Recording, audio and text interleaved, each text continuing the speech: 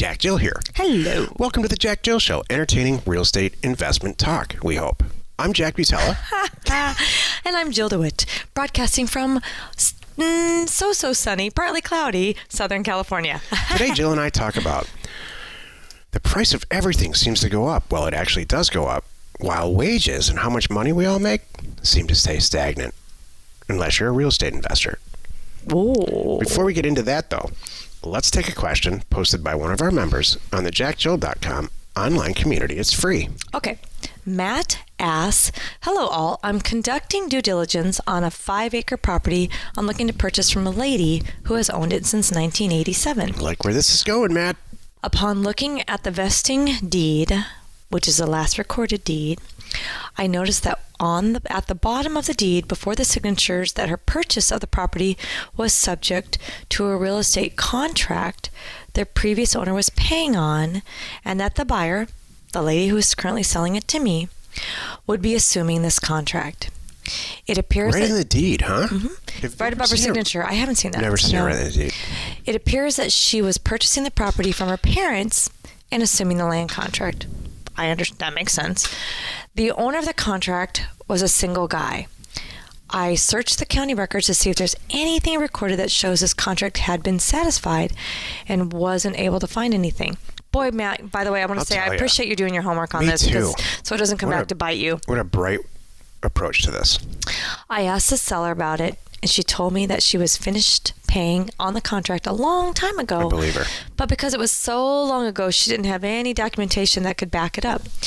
Does anyone have any idea? Oh, God, I can't believe she didn't keep a receipt. Does anyone have any ideas on how I could go about circumventing this issue?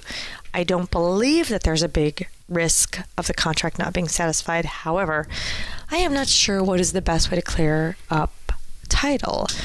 Any suggestions will be greatly appreciated. What do you think, Joe? You know what my first thing would be to really try to find the company. My first thought and the easiest thing would be to find the company who had issued the land contract. Fingers crossed they're still in business. Ask for a document from them. Just saying, hey, would you guys mind signing a 1-page thing? I'll even draw it up for you. That this property, that everything's been satisfied. She doesn't owe you anything. Have a nice day, and have them sign it. And then submit that. That would be my first thing. Okay. I think, Matt, you found a little gem here. And in this business, all kinds of owners respond to the letters that we send out, and some of them have really easily solvable problems so you can turn a huge profit. These little tiny problems that some other buyers may have seen as, well, I'm just going to move on. I'm not going to buy it. I only want a perfect deal. I think you found a situation here where, because of the age that she's owned it for so long, that is probably all gone. All issues are probably gone. And hopefully there's a big, huge spread in what you're buying it for and what it's worth.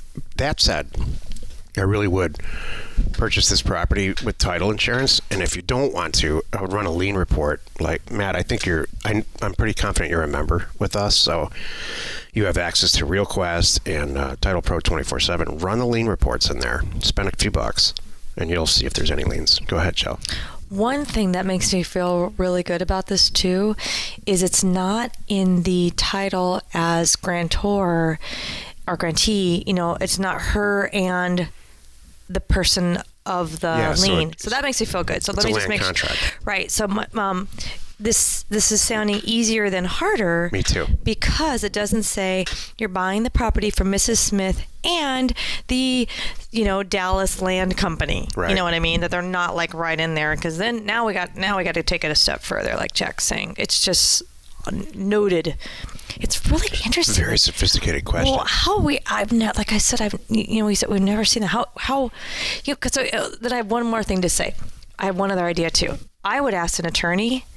Okay, hey, Joe attorney, I've done this. I've run a lien report. This company's out of business. Let's just play this out here.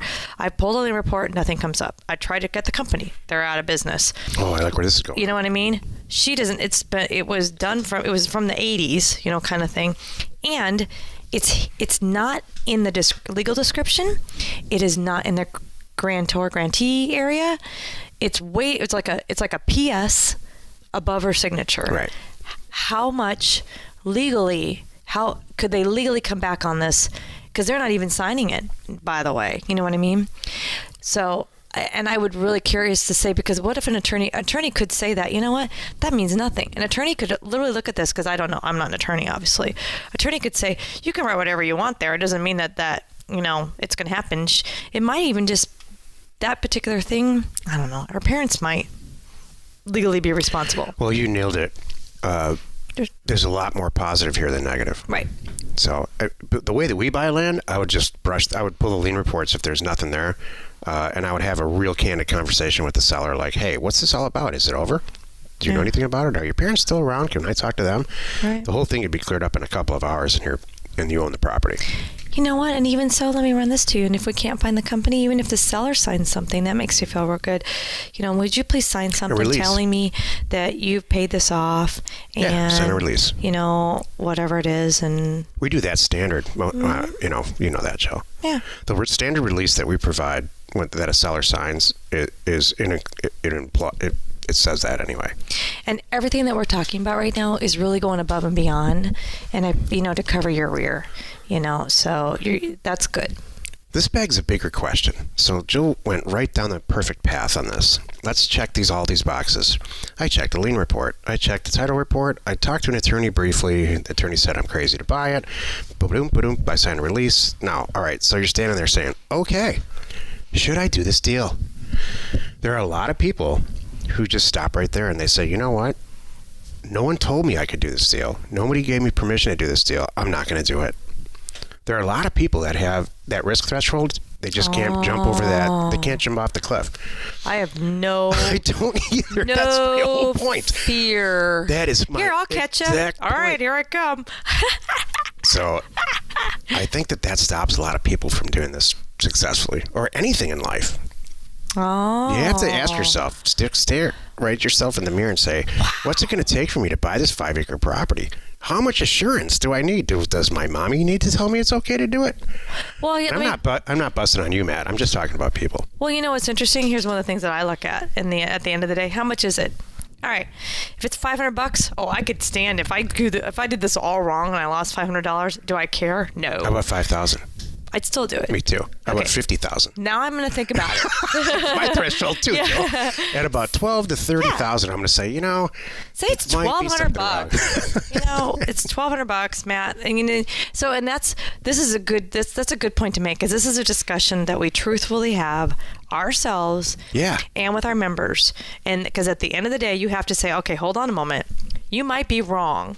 Are you okay if you're wrong? Or you missed something. And you you goofed up, and you're stuck holding a property that you can't sell because you paid $1,200. Then you go, you know what? I'm good with that. Then fine, power through. Yeah. That's a great conversation to have with yourself. Or if you're Jill, you stand there and you say something like this to me.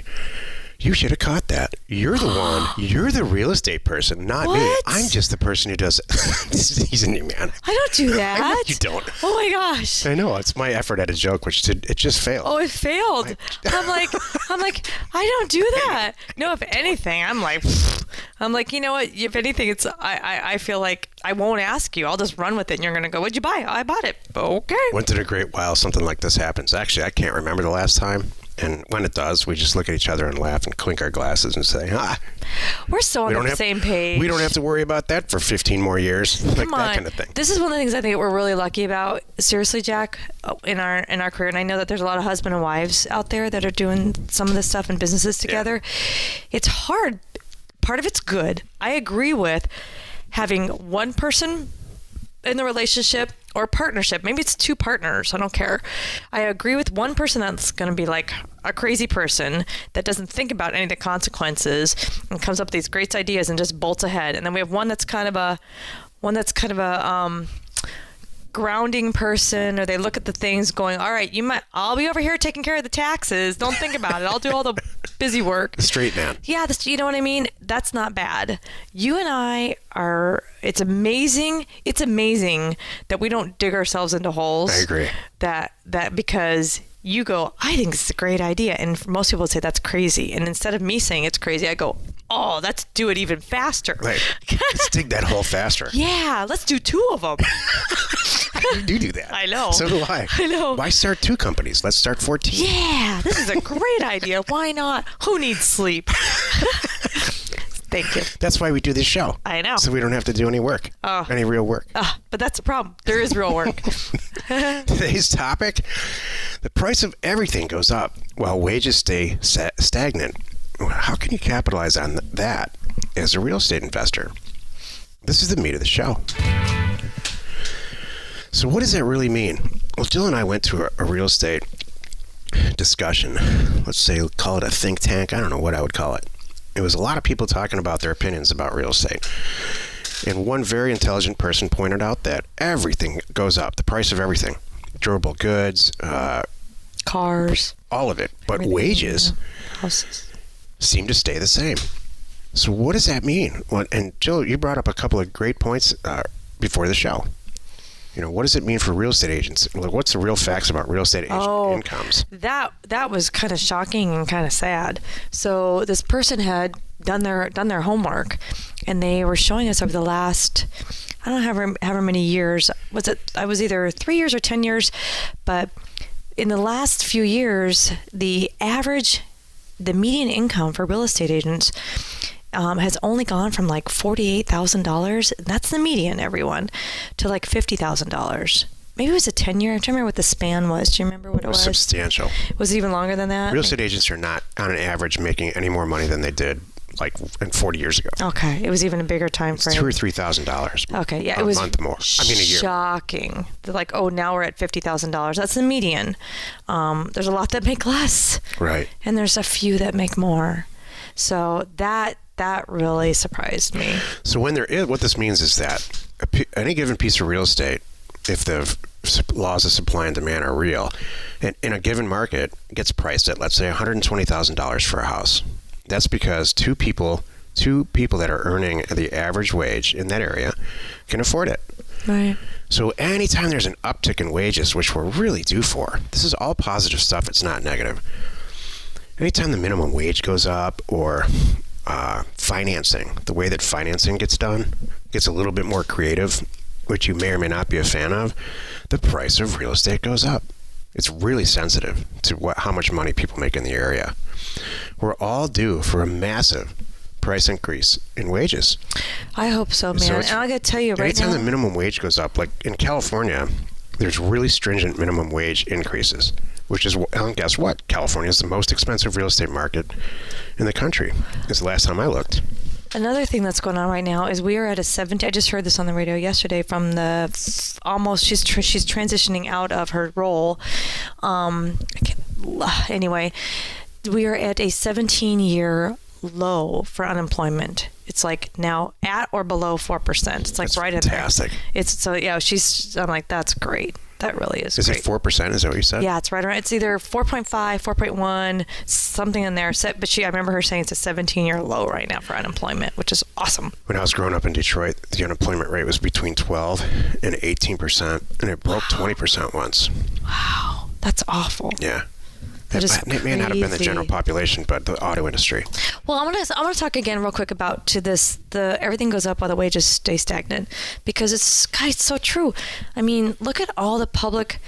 There's still a lot of public service / union type jobs out there, and they set their wages.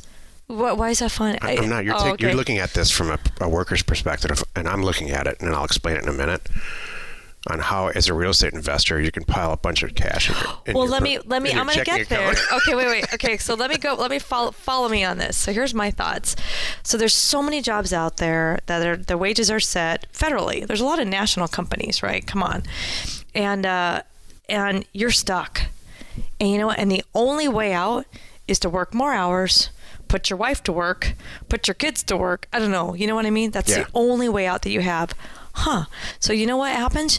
You got to look outside. You got to think outside the box. That's where I see us coming in.